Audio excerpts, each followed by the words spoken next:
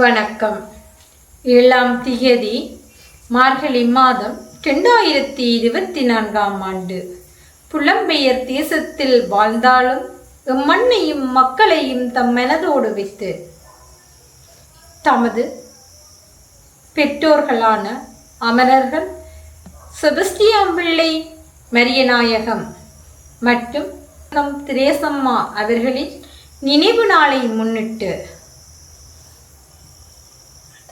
கிளிநொச்சி மாவட்டத்தில் வாழும் முதியவர்களுக்கும் மாற்றுத்திறனாளிகளுக்கும் உணவு வழங்கியவர் திருமதி நந்தினி. இவரால் இப்பணிகளுக்காக ரூபாய் 30,000 அன்பளிப்பாக வழங்கப்பட்டுள்ளது. இவரை நன்றியுடன் மக்கள் வாழ உதவும் நிர்வாகம் வாழ்த்தி வணங்குவதுடன் அன்னாரது ஆத்மா சாந்தியடைய இறைவனை பிரார்த்தி